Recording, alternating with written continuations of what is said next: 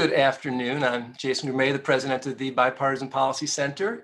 Delighted to welcome you to today's event, Entrepreneurship and the Endless Frontier, Catalyzing Competitiveness through Innovation and Invention. We are pleased to be co-hosting this with our partners at Day One. You'll learn more about Day One, but I think of them as kind of a shovel-ready innovation hub. And their director, Daniel Carrera, is going to be leading the following panel after I have the opportunity to set the broad parameters for some of this discussion with two terrific panelists. Just a couple of thoughts at the outset. Very enthusiastic to be doing this today for a couple of reasons. First of all, The Endless Frontier is one of the more lyrical titles of an event that we've ever had a chance to pursue at BPC. The tortured experience of members of Congress generating these hard acronyms is really, I think, something that should be left behind in favor of the poetry of Endless Frontier, which I do believe owes back to an FDR speech in 1944. So there's some real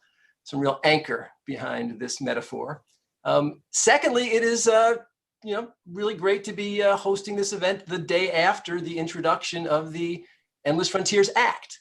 And to the extent that you want to believe that the timing of this demonstrates not just our prescience, but our deep involvement in the creation and strategy such that we lined up our event right after the release, I will tolerate that exaggeration. If you believe that correlation and causation are not one and the same, that is, of course, fine too. But it's really nice to be able to think about this in real time with one of what I think is going to be one of the more dynamic legislative exercises, possibly even a bipartisan legislative exercise this year.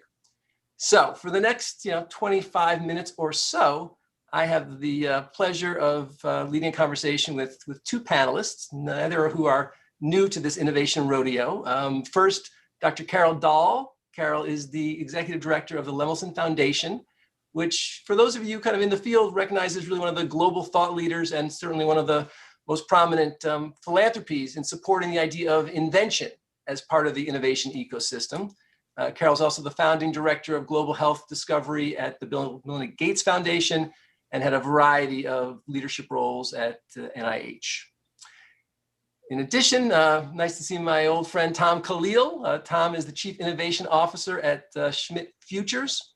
Tom served in the Obama and Clinton White House, and Tom has one of my favorite bios. I will just summarize a few of his exploits.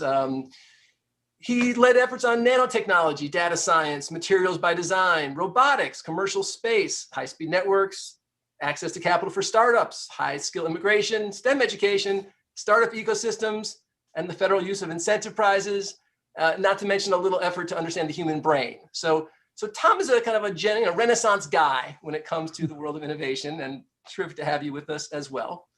The ambition for the next few minutes is talk really about three things. I want to first get you both involved in just a little bit of a sense of your perspective that you and your organizations bring to this discussion, then want to focus in on this Endless Futures Act and, Endless Frontiers Act, and try to just understand, is this a different moment than we've had before that gives us the optimism of a significant accomplishment? And then finally, I want to hone in on an issue that I know is important to both of you and to the BPC, which is the question around inclusion in innovation and invention. I think one of the probably kind of milestones of this reintroduction of Endless Frontiers is that it really does focus in a much more explicit way on the question of the diffusion and distribution of these benefits. And so I want to spend some time there. Finally, we will have the ability at the end to engage some audience questions. And so if you'd like to pose a question to one of the panelists, let me get this right, you can submit via the live chat feature on YouTube or Facebook, or you can tweet with the hashtag BPC Live. So drum roll over. Carol, let's start with you and talk a little bit about invention and how you see that as both critical, but also somewhat distinct from the larger conversation of innovation. What is the kind of core ambition that Lemelson brings to this discussion? Great, thank you. Thank you, Jason. It's a pleasure to be here today.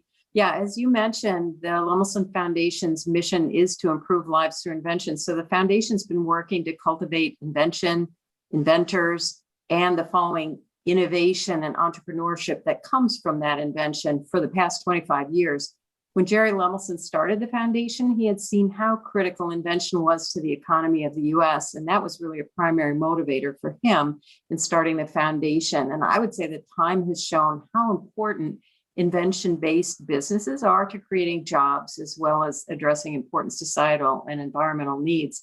I think it's as critical today as it was 25 years ago. Frankly, the need for invention has called out to us from the news headlines every day, particularly during the pandemic. The pandemic has shown how important inventions and the related innovations that come from them are. Protective gear, drugs, devices, most importantly, vaccines. Without these, we really would be in a much worse position in terms of dealing with this pandemic that we've had this year. But I also want to emphasize the importance for the economy, because that's also key. Just to give a couple of examples, there was a recently released analysis done by the Rand Corporation of 26 mid-career inventors who won the $500,000 Lemelson MIT Prize that we have supported MIT delivering over the last 25 years. And the numbers were really astounding. The companies that these inventors founded, just the ones they founded, not the ones they were just broadly affiliated with, now employ over 40,000 people annually. And they also generate about $54 billion in annual revenue, those companies. So those inventors and their subsequent innovations and entrepreneurship have really made a huge economic impact. And in addition, their work has resulted in life-changing inventions. The Human Genome Project was supported by technologies coming from these inventors. A vaccine for COVID came out of support and influence of one of these inventors, and also the whole field of biotechnology. I think it just illustrates how important invention and the subsequent innovation that builds from those inventions is to the quality of life, well-being, but also the economy. And I would say, invention is the substrate from which innovation is born. And without that invention, innovation will run dry. So it's really important to think about the entire ecosystem of invention, innovation, and what that yields in terms of jobs, economies, and big solutions. Great. So, Tom, I think most people may have heard of your colleague, Eric Schmidt. He certainly has a history in the world of invention and innovation, but just say a little bit about Schmidt Futures and your role as Chief Innovation Officer. What's Schmidt Futures' role in this kind of larger national conversation? Yeah, so Schmidt Futures is a philanthropic organization supported by Eric and Wendy Schmidt. We have a real focus on betting on people and helping them do more for others. So a lot of our programs are really organized around talent and supporting extraordinary people at different points over their career. And one of the programs that I help lead are these innovation fellows. They tend to be mid-career. But the thing that unites them is that they have a really big idea. And many of the innovation fellows that we're supporting have an idea that is directly related to science and technology policy. So I'll just mention two. One is Ilan Gur, who previously served at ARPA-E and then left to create a new organization called Activate, which is about supporting entrepreneurial scientists. So typically these are early career scientists and engineers. They've completed a PhD or postdoc, have an idea for commercializing the results of their research. And Activate is providing them with a 2-year fellowship so that they can mature their technology and their business model and hopefully begin to attract funding from private investors. Ilan and his colleagues have written a day one project paper about what it would take to scale that from dozens of entrepreneurial scientists to hundreds every year. So that's one idea where philanthropy and government agencies are beginning to fund this new model. And now with the additional resources that the executive branch and Congress are talking about providing, I think we have a once in a generation opportunity to scale this. The second idea that I'll mention is that there's a class of scientific and technological problems that is difficult to do in a startup because there's no short-term path to profitability. It's also difficult to do in a university setting because it requires a higher level of team science and systems integration. And the proposal that Adam Marblestone and Sam Rodriguez have put forward in their day one project paper is a focused research organization, which would combine the ability of a startup to really focus like a laser beam on solving a particular problem with the flexibility of a philanthropically funded or government funded organization to work on something that isn't going to generate immediate profits. So that's another idea that we're super excited about, exploring the role of private philanthropy and getting that off the ground, but also in getting other philanthropies to join with us and hopefully get some of the government science agencies interested in as well. Terrific. All right, so look, let's turn to this legislative moment. As a more than casual observer of bipartisanship, we are finding it quite interesting that the Congress of the United States has very explicitly said, we are going to find harmony through our mutual enthusiasm for innovation and fear of China, right? Never before has there been such a direct expression that this is a vehicle to find some better capacity to resume the deliberative process that has long been the kind of core of our democracy. So that makes this a little bit unusual to have that kind of political imperative on top of the substantive imperative. And I guess, Carol, maybe just to start with you on the alignment around the substance. You recently participated in a commission that the Council on Competitiveness was hosting, which I think was one of several but broad exercises to describe the why, the what must be accomplished to maintain U.S. global competitiveness. Talk a little bit about those conclusions and whether you see those as being connected to the inspiration now in Congress to get something done. Yeah, I think they're really connected. And frankly, they're really connected to a perspective that I think we over the 25 years have come to ourselves, which is you have to take a systems view of things. So just a little bit of background for those on the call. The Council on Competitiveness brought together a commission on innovation and competitiveness frontiers with representation from leaders of industry, academia, national laboratories, and labor unions, really take a comprehensive look at what's needed to reinvigorate innovation in the US and competitiveness to ensure that we actually are creating the technologies we need for the future, that we have a sustainable future, and also that we can be competitive in the global economy. The first report came out in December on competing in the next economy, and the commission laid out 50 key recommendations that focus on a tenfold strengthening of innovation capacity in 4 key areas. So that's strengthening leadership, national strategies. Second piece is increasing the number of innovations by tenfold.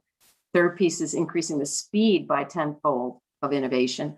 And the fourth is increasing the number and diversity of Americans engaged in innovation. And I think what's really key here is that it's taking a systems view. And I think there are a lot of analogies in terms of what I see in the current legislation that we're talking about, taking a broader systems view. I'll comment a little bit perhaps on where there are opportunities to enhance that, but I'd make 5 key points coming out of that. One is that we really need to focus on cultivating both the people who we need to be the inventors, the innovators, the entrepreneurs, the innovation talent who will reside in those companies and have the good jobs of the future, as well as the systems that support them in taking their ideas to products and impact.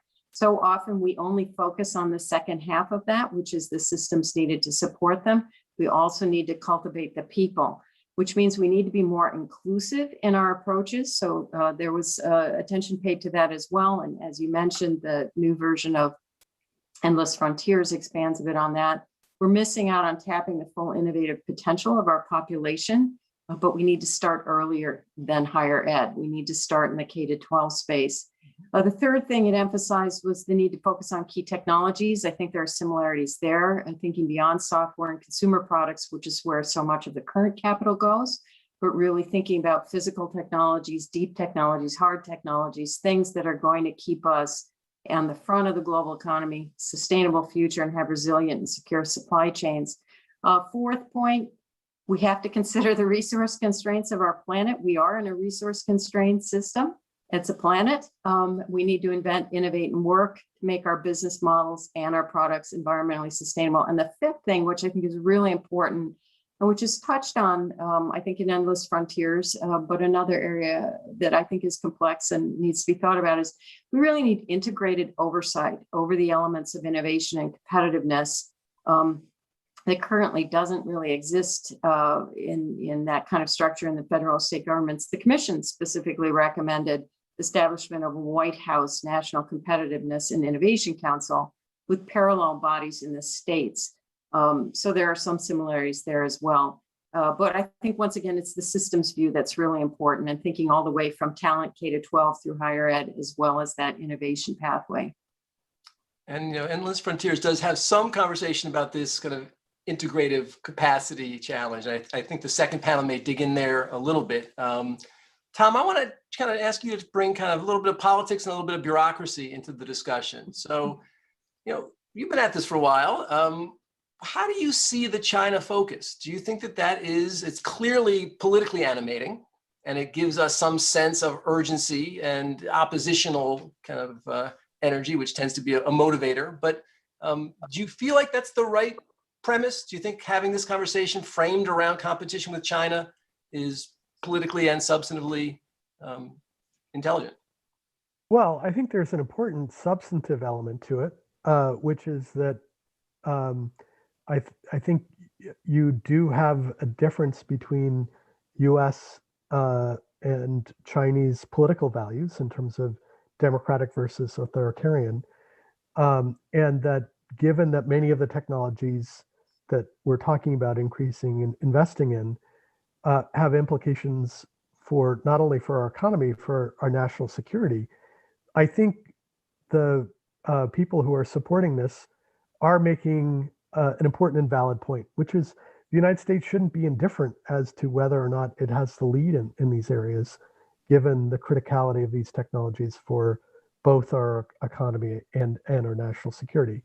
Having said that, I don't think it's the only thing that should motivate our investments in these areas.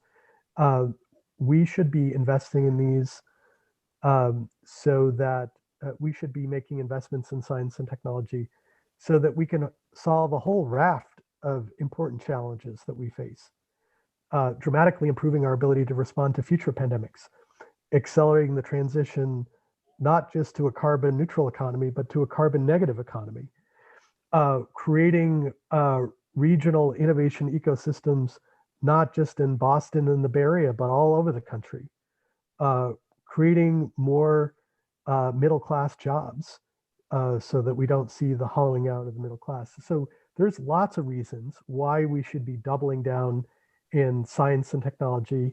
I think the great power competition with China is certainly one of those, but it's not the only one.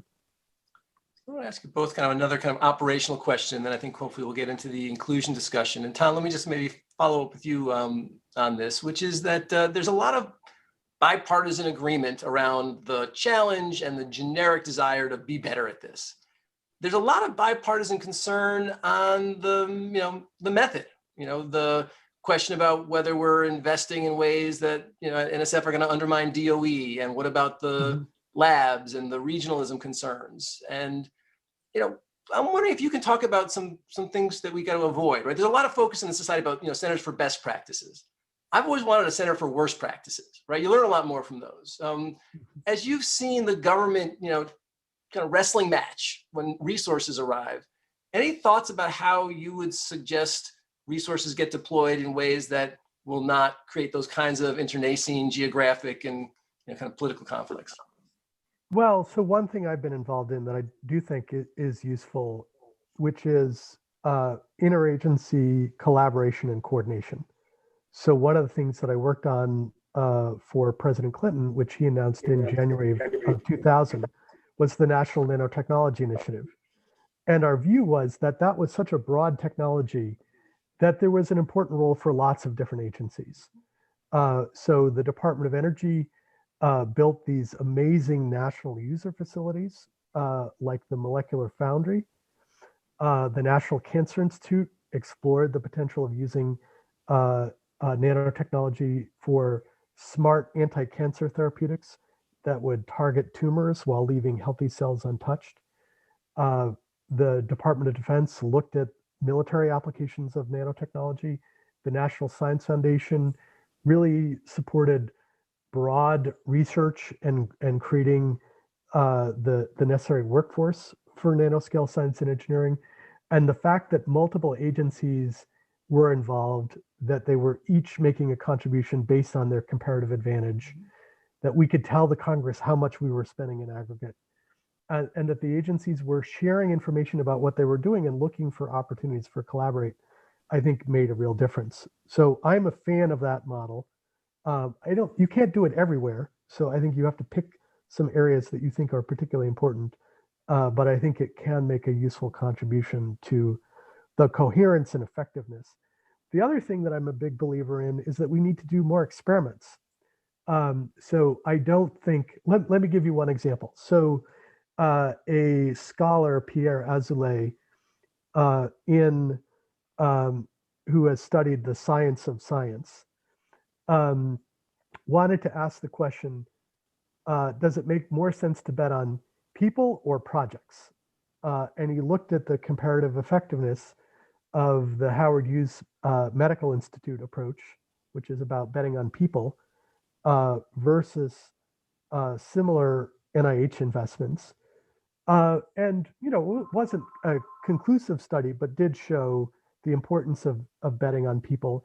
And that's had an impact on NIH's interest in ramping up its programs that are about betting on people. So I'm a big believer that we need to apply the experimental method even to how we fund and organize research. So that's the question I want to ask, and kind of ask Carol to build upon a little bit. And focusing on experimentation and invention, you mentioned we have a resource-constrained planet. Should acknowledge this being Earth Day. The scope and scale of transition that is going to be necessary to decarbonize the economy and address these other structural challenges is far faster than a normal technological business cycle. And I think my question for you is, does the government have the right risk profile? My sense is that if you're a venture capitalist in Silicon Valley and you're right 1 out of 10 times, you're a billionaire. And if you're a DOE loan officer and you're right 9 out of 10 times, you're subpoenaed, right? Does the government have the ability to embrace these challenges in a way that actually accelerates rather than slows things down? And what would you say you have learned from your focus on the creativity of invention? Yeah, well, I think the government can have the opportunity to do that. And I think, as Tom cited, I was actually at the National Cancer Institute when that National Nanotechnology Initiative was going on. There were opportunities, but it really is dependent upon the leadership you have in place and the willingness to take that risk and recognize. I think in some ways you also have to make a smart investment at the leadership level to understand that there's a certain amount of your investment needs to be made in this high risk area, and it needs to not be under the veto control of those who are in the more immediate return portion of the investment. So in other words, your marketing people can't control all of your upstream R&D if you're thinking about something in industry. But I also think the other opportunity that's out there is we're seeing some really interesting new approaches to public-private partnerships that are bringing together those who can invest in really high-risk innovation together with those who are investors who maybe can't take that same kind of risk, but can inform the kinds of cultivation, acceleration, incubation that needs to be done with those upstream ideas, and then coupling it to downstream markets that are interested in taking the technologies forward. I think there's more the government could do to be the group that actually allows to help assemble and perhaps mitigate and buffer some of the risk that currently we see philanthropy doing in some of those sorts of unusual collaborations. I'll give one example that I had shared with you earlier, Jason, which is the Global Cooling Prize. We have a huge problem right now, which is we're going to have an increased demand for cooling technology, and yet it's very inefficient. There are not market incentives for the big air conditioning companies to create newer technologies. So in fact, the government of India stepped in partnership with Rocky Mountain Institute and a number of other players, including folks like ourselves, philanthropic funders, to fund a Global Cooling Prize. And soon, at the end of the month, will be announced that, in fact, they've got some breakthrough technologies, but it brought downstream markets of the air conditioning industry really came to the table, players in that industry, to talk about what would be useful for them in a way that could form that upstream development and testing. And I'm seeing more of those kinds of collaborations coming together, and I think the government could play an important role in helping to forge those collaborations and mitigate some of the risk that others couldn't take. So I want to spend our final several minutes talking about this question of inclusion. As we've mentioned, Endless Frontiers really for the first time has made a very explicit premise that we need to not just increase the rate of innovation, but we also have to make sure that it's actually capturing the wholeness of our society. Well known that whether it's gender, race, class, or geography, innovation at the moment is not, in fact, an equally accessible art form. So we've got a lot of questions in, and a lot of them focus on this. So I'm going to try to kind of incorporate these questions as a starting point. One is from Jennifer Weinhardt from Engine, which is a tech entrepreneurship startup supporter. And her question broadly, how can policymakers ensure diversity throughout all levels of innovation and invention? She calls out access to capital and education, also diversity among funders, and mentorship and networking opportunities. I think this is a topic I know you both think about. Tom, you want to pick one or two of those ideas? Yeah. So I want to flag one issue that is related to these issues that I don't think gets enough attention, which is what are the problems that we're pointing innovation at, right? In other words, when we say innovation, what problems are we interested in solving? And one of the things that I would note is that federal R&D is concentrated in 5 agencies: DoD, NIH, Department of Energy, NASA, and NSF. So if your problem is related to national security, energy, space, biomedical research, and basic science, we have a well-funded entity that is funding research.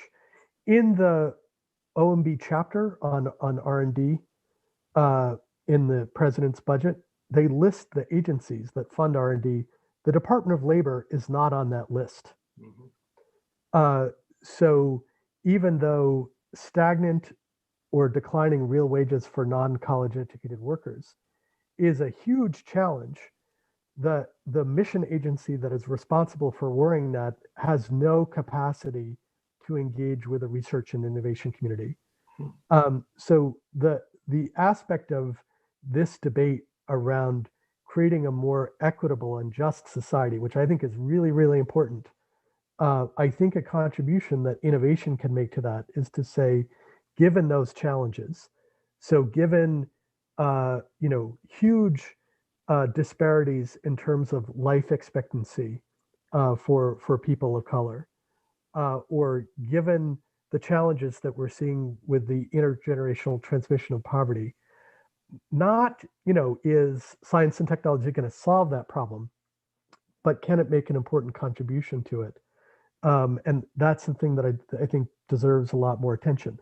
So one thought experiment that I think is useful is imagine that the Department of Labor had a research and innovation arm, and you, Jason, were the head of it.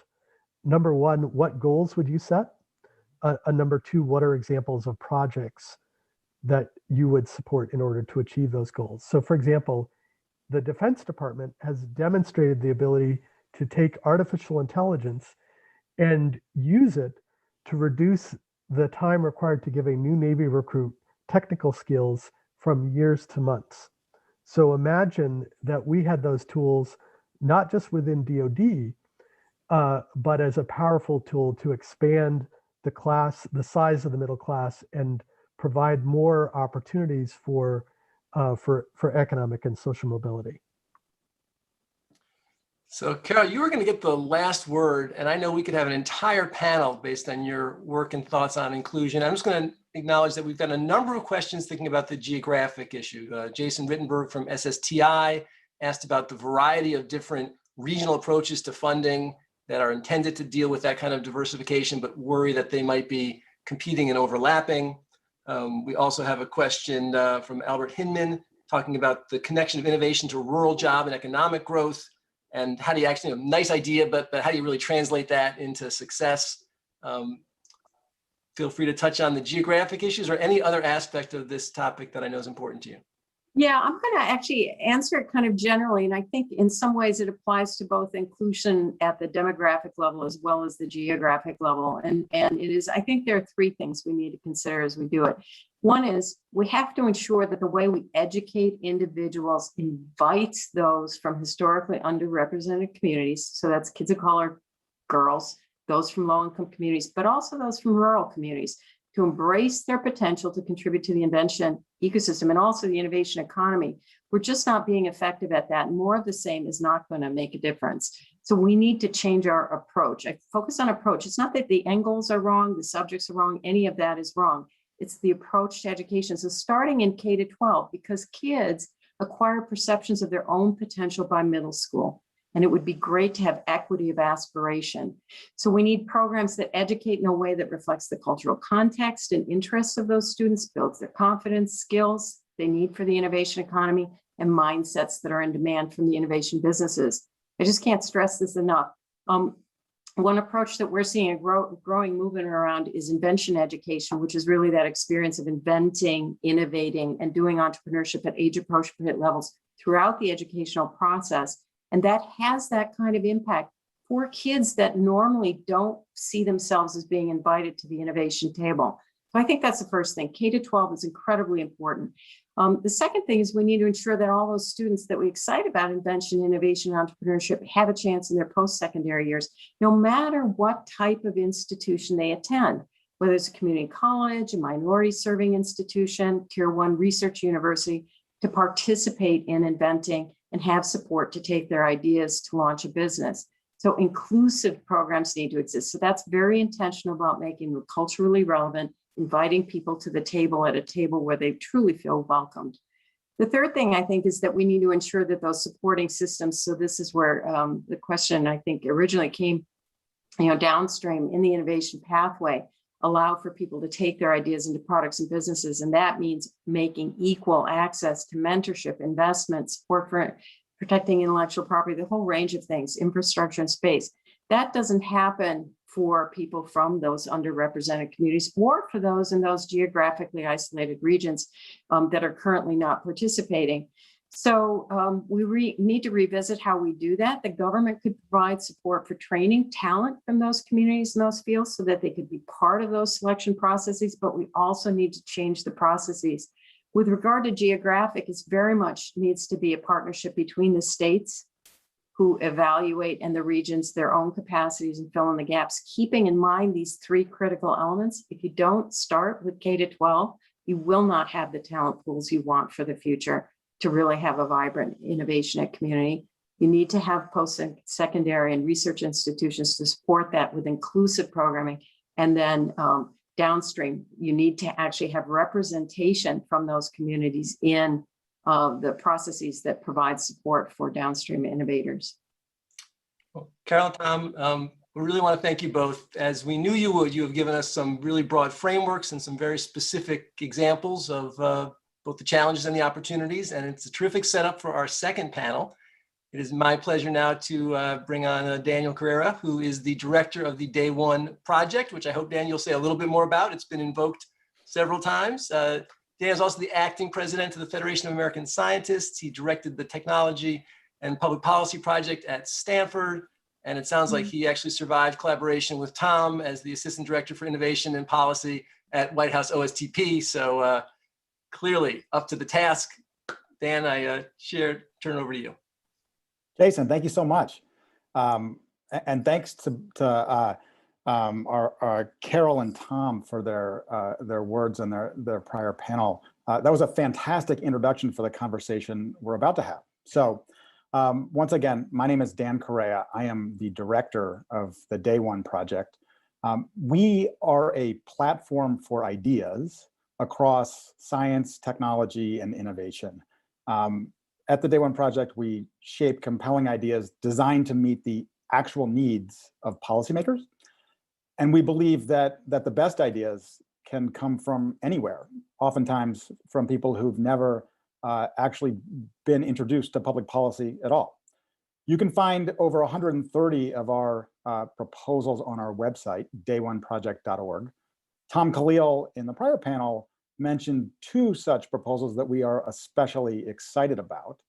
And we encourage anyone in the audience to raise your hand if you have an idea that you're excited about and that you'd be interested in working with us to develop into a compelling and actionable policy memo. That's what we do. So that's a bit about me. I wanted to say just a couple quick words to frame the discussion we're about to have. I am lucky enough to be joined by four all-star panelists who I'm going to introduce in just a minute. We are here to discuss big ideas, I think, as Carol and Tom and Jason were touching upon. The premise that public policy can help to drive ambitious goals in science, and also corresponding innovation-driven entrepreneurship in every region of the country. And I think one of the features of this conversation that I've been a part of over some time now on the Endless Frontier Act that is often lost is that second part, the connection of R&D funding to geographic place, and the notion that if we're going to thrive and succeed and enhance our competitiveness, it is not enough to just invest in R&D and to spend more, but we also need to ensure that investment embeds in regions across the country and drives economic growth and outcomes in diverse places around our country. So this is, in my mind, a fascinating time for policymaking. It's a fascinating window that such ambitious ideas, not just the Endless Frontier Act, but other similar proposals that have been advanced in Congress, both in the House and in the Senate, and included in President Biden's jobs plan. So we've got a panel here with me today to share their perspectives on various components of these ideas and their thoughts on what the path forward should look like. So let me go ahead and introduce the panelists with me today. I am extremely excited to be able to introduce them. So first we have Marianne Feldman.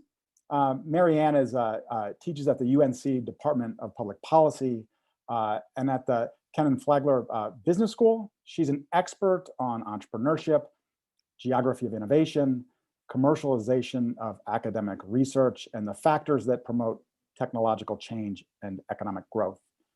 In addition to her academic work, she has spent time in recent years leading the National Science Foundation's Science of Science and Innovation Policy Program, which is dedicated to understanding how we can drive progress in science and innovation, and is truly a student of the kinds of policies that we're here to discuss today. So very excited to have Marianne with us. Next, we have John Gruber. John is the Ford Professor of Economics at the Massachusetts Institute of Technology, where he's taught since 1992. He is renowned as a health economist. He directs NBER's healthcare program. He's obviously written very extensively in that field, and he played a critical role in designing the Affordable Care Act, in fact, as one of its architects.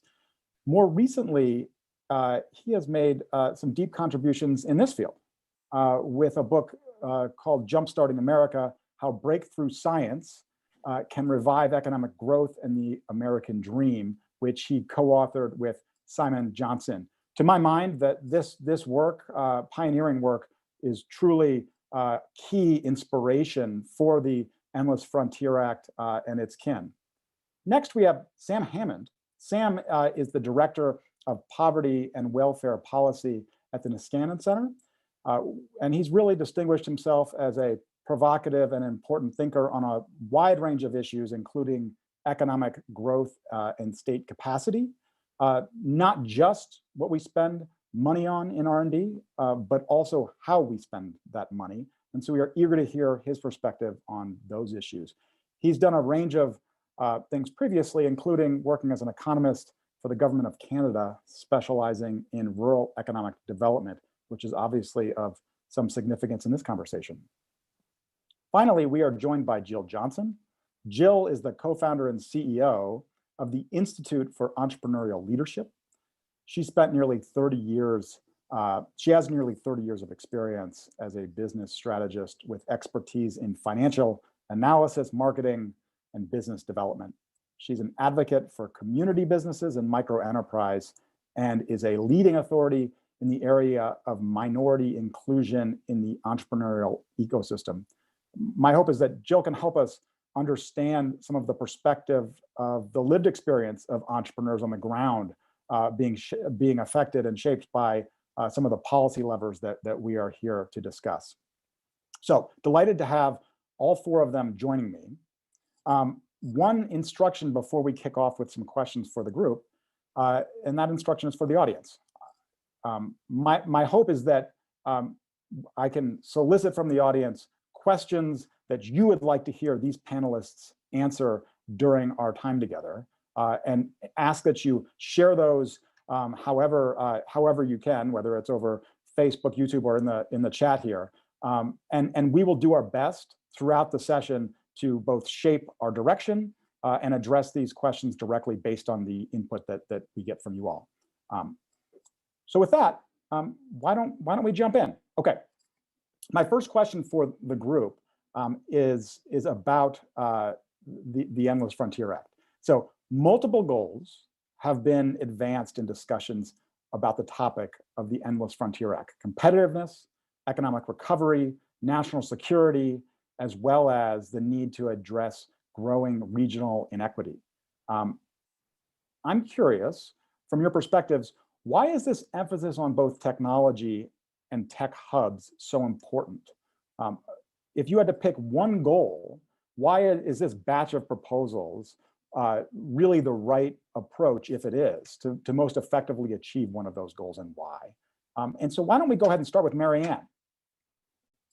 Very good. And so, Dan, I think that, you've captured this. We're at a unique moment in time right now where we see this renewed emphasis on the role of government. And, for economists, we're used to thinking of trade-offs. You have to give up this to get that. But I think that a fruitful economic development strategy and something that is encompassed in various bills that we're seeing allows us to have it all, and to create virtuous cycles of economic growth and economic development. And so we see now that we have many places of prosperity where we have entrepreneurial ecosystems developing, and it's a matter of leveraging them further. And I think the Endless Frontier Act offers more funding and more opportunity. But also we realize these places of prosperity typically have a limited geographic reach. And so we can go just 50 miles from most of these centers built around university towns, and there will be income inequality and poverty and a lack of opportunity. And here I think we have an opportunity, again, to reshore American manufacturing and to really rebuild our supply chains and create better jobs. And so, ideally, this model of technology-based economic development is something that we've experimented with since the 1980s, since the passage of the Bayh-Dole Act. And so we see various degrees of organization around this topic, places with various degrees of success. And I think it's a matter of really thinking more broadly about how we increase prosperity for the American economy, leveraging universities, which are one of our greatest assets, and creating opportunities for a larger group of people. Mary Ann, thank you very much for setting that framework. I want to return to some of those ideas about the power and your evaluation of what might actually work in those policy domains. But first, let's get to our other panelists. Let's hear from John, and then we'll turn to Sam and then Jill. Well, I think, Dan, my goal is quite straightforward, which is to create the maximum number of good jobs in America. And I think the forgotten history of science policy, as Simon Johnson and I discuss in our book, is that science policy was jobs policy. The greatest middle class the world has ever seen was created by the joint efforts of a massive expansion of federal R&D, reaching 2% of the entire US economy, and B, the National Defense Education Act, which massively invested in training scientists, something Carol emphasized a lot in her comments. But so we have to get back there. If we're going to create another great middle class and those great middle class jobs in an inclusive way, we need to invest in R&D, but we need to avoid the mistakes we've made in the past, which is an excessive concentration of that investment in just a few places by both the public and private sector. 90% of all innovation jobs created over the past 15 years have been in just 5 cities. 75% of venture capital in America resides in just 5 cities. We need to spread prosperity if we are going to build both a political and an economically sustainable basis for continued investment in science that's going to lead to good jobs.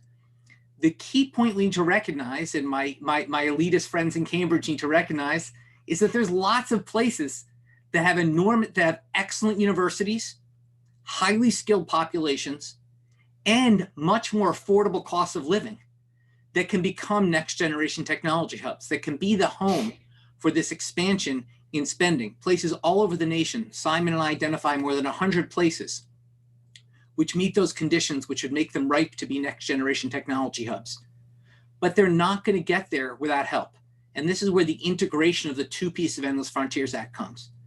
Basically, the giant sucking sound that has come from the coastal superstar cities will not stop unless there's a concerted effort to really agglomerate resources in new technology hubs.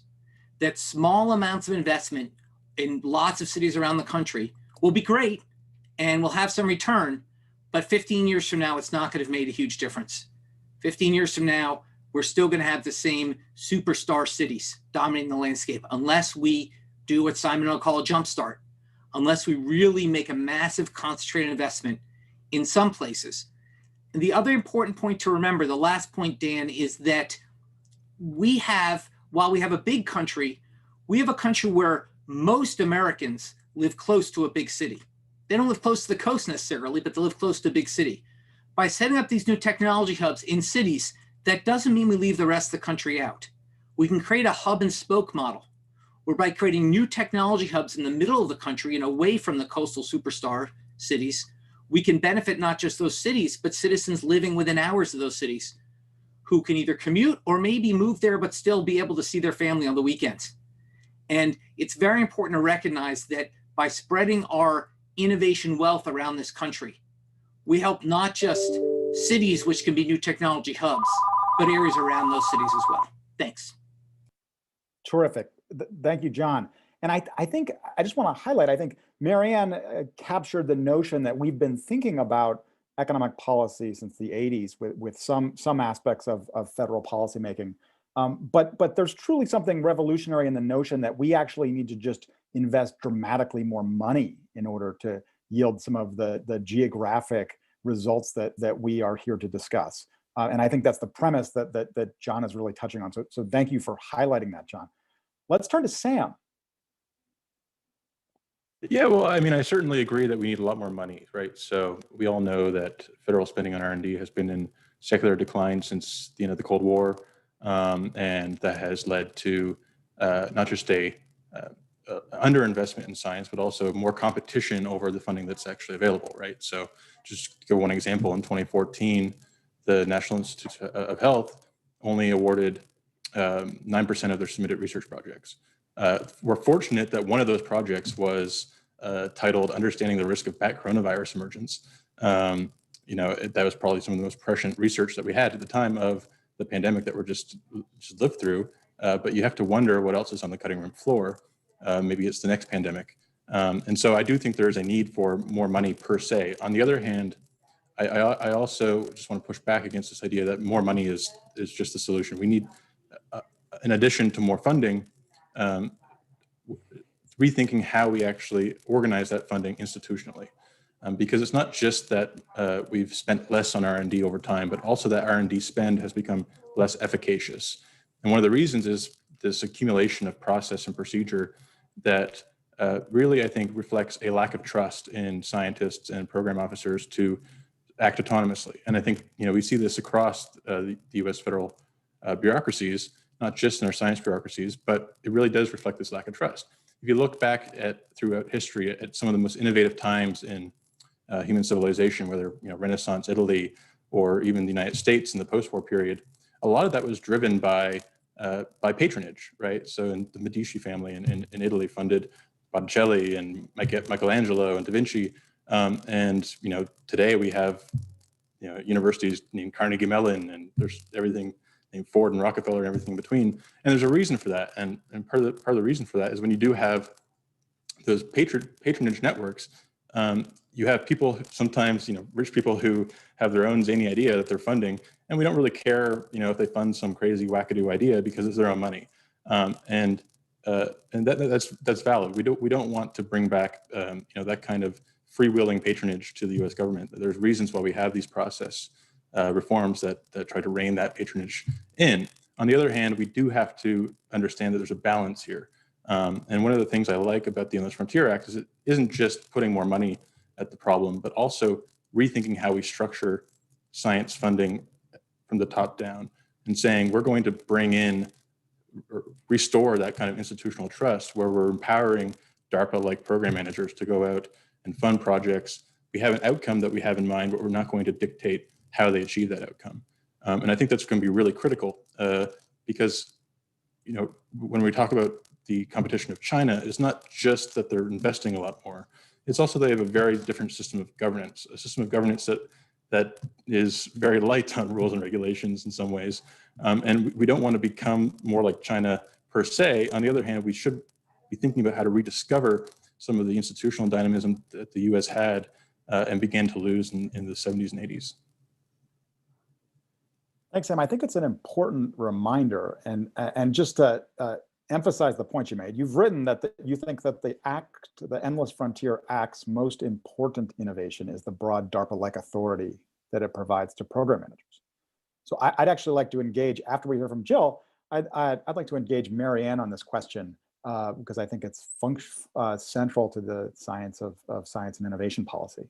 But first, Jill, I'm curious for your thoughts on this overarching question. Yeah, thanks for having me. It's really exciting to be here and be part of this conversation.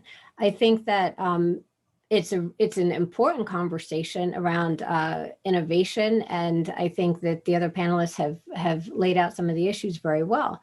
The one thing that I really want to make sure that we keep front and center is this concept of inclusion. And while we are discussing geographic inclusion and making sure that all the activity is not based on the coasts, and as John said, up in Cambridge, and I did spend 4 years in that area, so I know full well of what he is speaking. But I want to also emphasize the notion that even in these areas where there are very robust innovation hubs, we are still not seeing participation by people of color, by women of color in particular. And so as we look to expand geographically, I think that we also have to keep in mind, how do we, in every area of the country, make sure that we are fostering an environment of inclusion? And John also mentioned the broad-based government policies that have led to an expansion of the middle class and how effective those have been. Unfortunately, that has not reached everyone. And we know that there were populations, the Black population, as the middle class was being created through housing policy, that the Black population was actually excluded from that. And we really have to look through the lens not one of underrepresentation of various groups, but how have these groups actually been intentionally excluded from participation? And we have to look at how we reverse the impact of that exclusion, which has now made it difficult for those groups to be included. And so, I think that is a very, very important role of government, of making sure that there is a leveling so that people who have previously been excluded have a real opportunity to participate, and not one that's on the fringe, but one that is substantive, that is meaningful, and where there is participation at all levels. And I think in many of the institutions that are setting the policy, that are responsible for implementing policy and programs, we have to make sure that there is an inclusive leadership. When I look at, again, the leadership of some of the organizations, and I won't call any out at this moment, but when we look at the leadership of many of the organizations, we see that they're just not inclusive at all. And if they're not inclusive at the top, there's no way that there's going to be inclusion that runs through the programming that they implement either. Jill, thank you for giving voice to those issues and questions and concerns. I want to return to that. So let's do that second. First, I want to ask Marianne, perhaps to reflect on what Sam shared. I'm curious for your thoughts on these questions of federal institutions. Right. And so, you know, this idea, just building on this and sort of science policy, I think also needs to have complementary industrial policy. That's one of the reasons that we have not realized all of the benefits of the great technology that we have commercialized out of American universities. And so, you know, this calls for sort of realizing what it is that we want.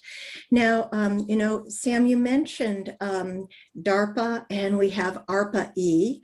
And I think we have to be very careful. Our gold standard when we think about evaluating research is peer review. And we also see many times, for example, with programs like SBIR, the way it is implemented, say, at the National Institutes of Health, they use the same criteria they use for research projects, when these projects are very, very different. And so I think that as we build these institutions, we have to be very sensitive to what is it that we want to accomplish. And I think, Jill, as you mentioned, we want to be inclusive in terms of bringing more people under the prosperity tent and more places. And so I'm afraid that if, you know, we need to think of this more holistically. Otherwise, if we have science policy without any consideration for where we want to go with it, we're just going to be pushing on a string, and we're going to invest a lot, but not necessarily get the things that we want. Thank you for that, Marianne. So why don't let's go with this. And this question is for everyone. So I think this administration has made really a signature priority out of advancing equity. And I think even the recent draft of Endless Frontier includes some focus on these issues. But I think every agency under the Biden administration is looking for ways that they can advance goals of inclusion and finding ways to bring diverse perspectives and voices. So bring them forward. So I guess the question is, how do we answer that in this domain? If the leadership of NSF, National Science Foundation, which would get $100 billion over 5 years through Endless Frontier, or the leadership over the Economic Development Administration, which would get $10 billion to establish tech hubs. What are the things, if they came to you and said, we want to make sure to advance equity through these approaches, what would you recommend to them? And so that's a question for the panel. I'm curious what you would say. So I will jump in with, I have an idea I'd love to advance, which is that NSF has something called the EBSCOR program. And so this is administered at a state level. instead of really, it should be at an institution level. And so, for example, in the state of North Carolina, Duke and UNC do a lot of federal research. But once you get outside of the triangle, there are other institutions that are struggling that could benefit from an EBSCOR-like program, but they are precluded because other states, other institutions, other universities are already getting their share. And so I think a little shift like that could advantage the HBCUs. It could advantage smaller colleges and universities, and that would go a large way in equalizing the distribution of funding. Okay, so the unit of analysis and the way that we implement programs like EBSCOR is problematic. Thoughts from you, John, or from you, Sam, or Jill?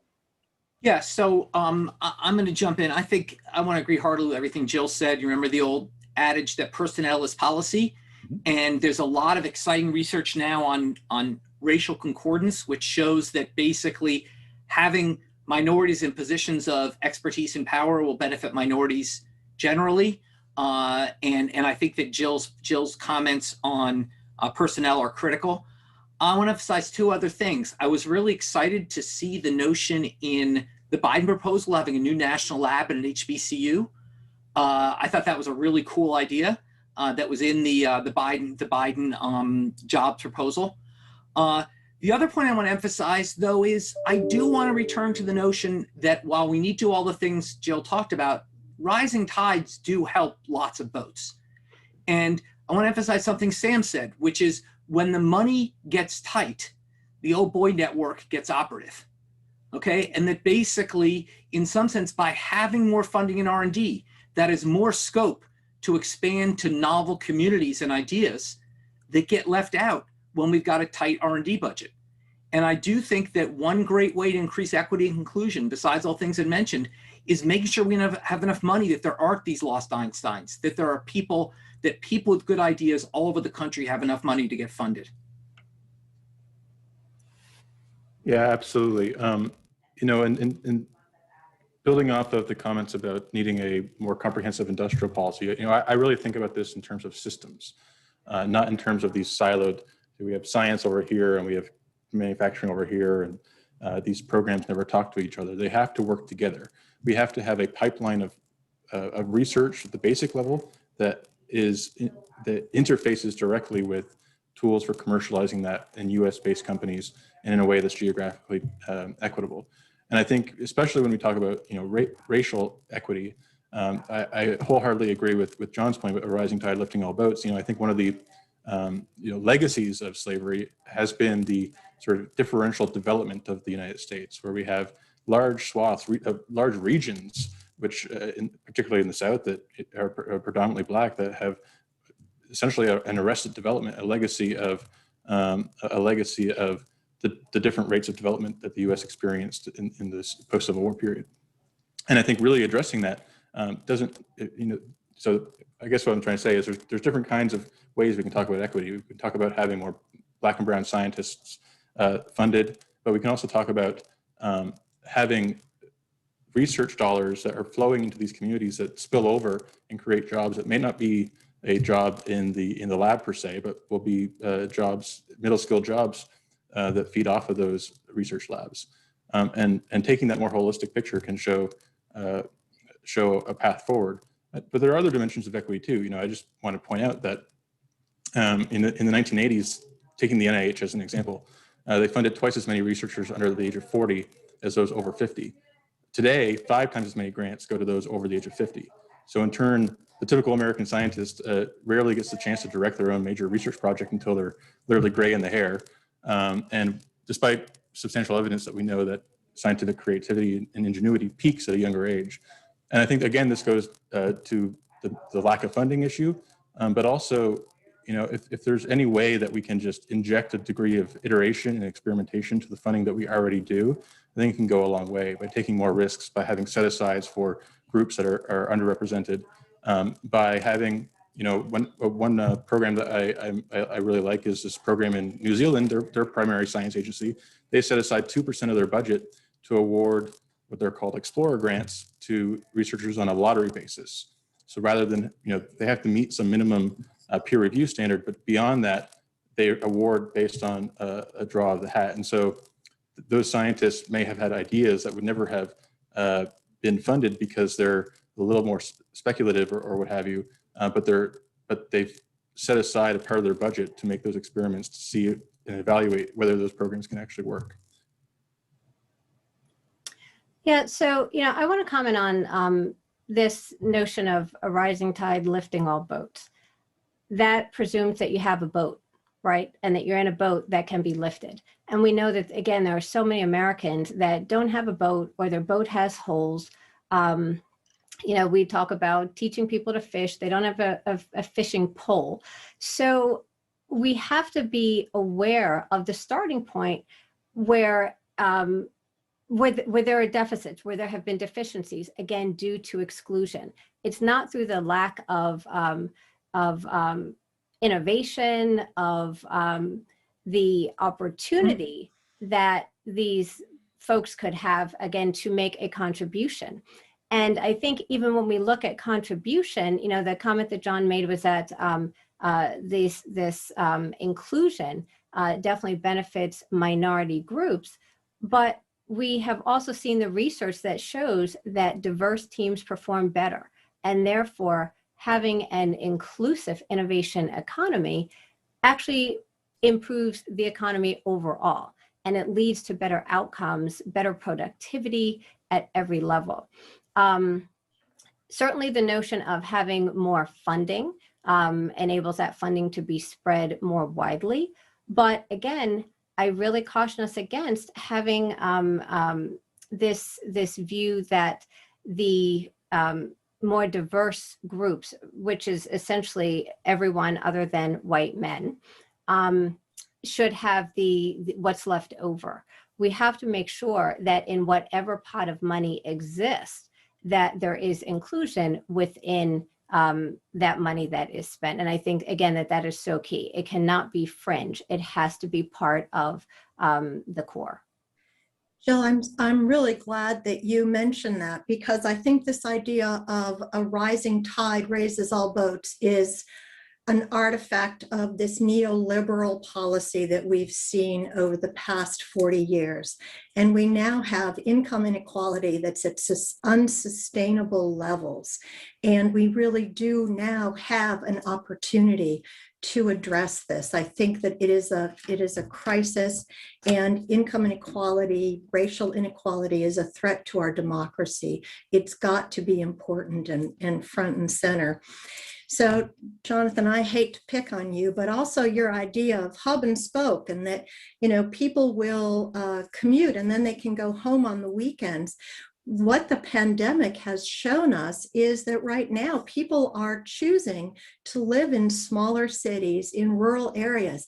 As long as they have an internet connection, they can participate. And so, I think that, for a long time, and again, part of this idea that labor should be mobile and people should move to jobs, rather than sort of using a place-based approach where we say, no, these are citizens and they choose to live here. How do we include them? How do we bring jobs and opportunity to them? Thank you, Marianne. I'm going to give John a chance to respond to those thoughts. Just wanted to remind our panelists, we've got a little over 5 minutes left. And we've got a couple questions from the audience that I think we are actually touching on. One question from Cameron Keys is about the opportunity of telework, what that does to the notion of innovation hubs and spokes, which I think is really touches on what Marianne just raised. So let's turn to John, and then I'd like to move to a conversation about the notion of place-based policymaking. Yeah, for just three quick things. First, I'd like to both say I confirm and resent Sam's comment about getting more grants when you're gray in the hair. Second of all, on Jill's comment, look, Jill, you're absolutely right. A rising tide alone doesn't do the trick, but it is also true that rules alone without a rising tide can create resentment and can create new problems. And that in fact, you can get the best of all. A rising tide facilitates the kind of changes we all want to see. That if we keep the funding the same and simply distribute, it's going to pick a lot of fights. We all may have different views about who should win these fights. I think we're all in alignment about who should win the fights, but picking fights is just ugly in politics. And it's much better if we can realize that, as Sam emphasized, the rate of return to R&D spending is so high, we should just have more of it. And having more of it can facilitate the goals we all want to meet. And Marianne, I think you've raised a critical question, which is, I feel like the COVID crisis has only strengthened all the arguments I made in my book, except one I'm not sure about is what happens to the primacy of location in a telecommuting world. And that I believe that in 10 years, things are going to look pretty much like they did before the pandemic in terms of everyone's going to want to live in the same, if we don't take action, in the same set of cities. But I very well may be wrong. So in our remaining minutes here, I'm curious to hear from the panelists. I think we've touched on a couple very interesting issues, and these are issues that I think are going to need to be addressed by Congress and this administration as they grapple with the intersection of R&D, equity and inclusion, and economic growth through place-based policymaking and entrepreneurship amid what we hope is an accelerating economic recovery. So, what if you add, within the broad contours of funding science and funding place-based commercialization and entrepreneurship, what is a policy lever that you think is underappreciated and that federal policymakers should be using? And maybe Marianne, I'll start with you. I know that you think a lot about economic regions and what it takes for regions to thrive through entrepreneurship and innovation. What does the evidence say to you? So, we are seeing a lot of startups, and what I particularly worry about is their ability to scale and to create jobs. And so we've seen so many wonderful companies who, once they start production, they end up going to China. And I think that we need to address considerations to keep jobs in the US. I'm also worried about the lack of funding. And, we have created a startup system where we have a model that says you should get venture capital financing, except guess what? If you get venture capital financing, they're going to move your company to Silicon Valley. And then they're probably going to flip it in 7 years, either selling it, and if selling it is the most likely outcome. And so I really do think that we have a need for incentivizing a new class of venture capital, where we would not see all the digital valuations in the billions, but we would see investments in the real economy, investments in the range of $2 to $5 million, and creating more jobs, the emphasis on jobs, and then subsidizing, sort of that activity. And so, I think that would go a long way in opening opportunities. Terrific. Right now, let me just mention, Paul Gompers has an article that, that this is the venture capital industry's Me Too movement. Mm-hmm. And so we can hope that they will change their policies, but I think there are some flaws with the basic model that does not facilitate place-based economic development. That's incredibly valuable. Thank you for— And can I throw in one thing Sure. here that this could actually be a really nice marriage with opportunity zones, actually, and being able to take a longer term view of innovation and the investment required to make that happen and to create the kind of jobs that Marianne is talking about. I think it's a great point, Jill. Thank you for sharing that. Let's turn to do a bit of a speed round here as we close out. Sam and John. Yeah, before I mention my other ideas, I really think it's worth underscoring that it's really difficult to overstate how sclerotic U.S. science has become. And I think there's many goals that we're trying to optimize for all at once, but I think speed and efficacy should really come first, because everything else flows from that, right? why does it take 8 to 12 months to get a grant through the NIH when we're having a crisis? We can accelerate those things. We can have waivers and emergency authorities and so on. But then you look around, you see programs like Fast Grants, for example, which was kickstarted and would fund projects in 48 hours and was critical to many of the developments, rapid testing and stuff like that came out really quickly when the pandemic hit. We need to be learning from those models and trying to implement them both in philanthropy and in the public sector, because there really is no reason why we have to be delayed over making sure we have the right font and stuff like that. That is partly a byproduct of the sheer competitiveness of grants, but it really is something that needs to be looked at seriously and taken seriously. In terms of other policy levers, the U.S. Congress is in a tricky spot. The Democrats are in a tricky spot because they can only do things through reconciliation, barring some miracle. And one of the things I like to point out to people is, you look at an agency like the Small Business Administration. It is a vestige of the Reconstruction Finance Corporation. We kind of think of it as funding small businesses, but it really has some of the most broad authorities of any federal agency. It used, and historically, it's been a cabinet level position. Recognizing the fact that it's difficult to get new authorities to different agencies these days, we should be looking at the SBA and reevaluating, are there authorities that already exist that are lying dormant? Are there ones that are being used but underutilized? The SBA has the ability to make grants, to invest direct equity in companies.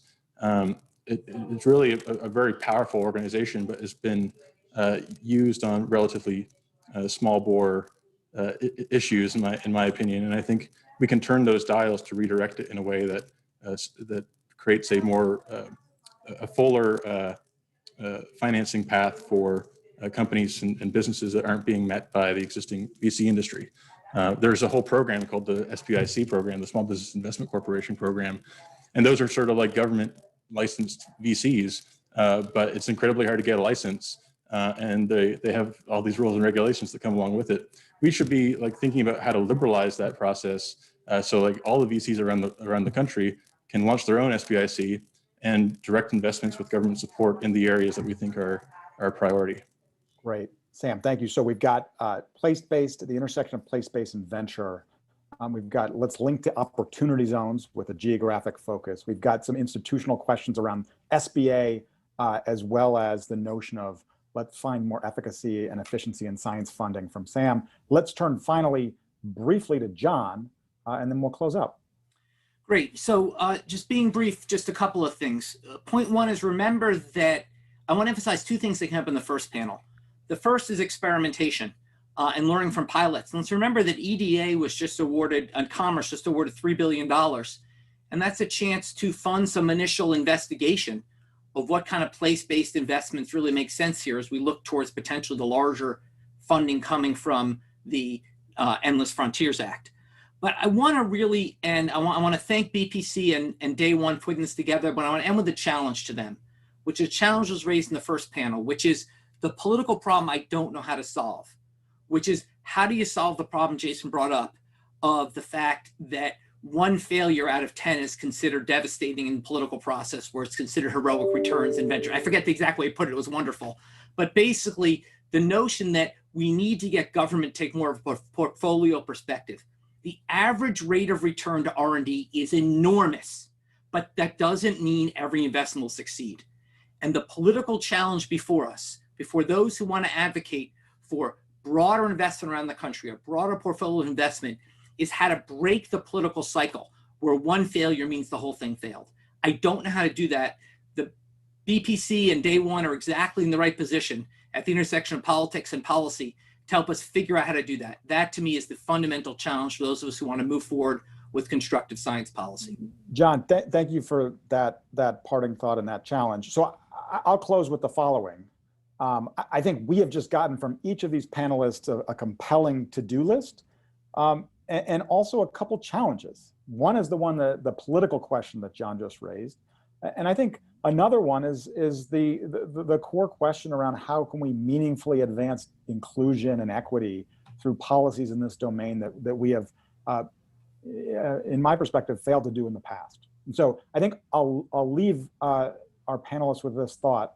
And I just want to ask the audience to join me in thanking the 4 panelists for their compelling and provocative comments. I think this was a fantastic session that surfaced both actionable ideas and interesting and valuable issues. So thank you very much to BPC. On behalf of Day One Project, we look forward to seeing you again soon.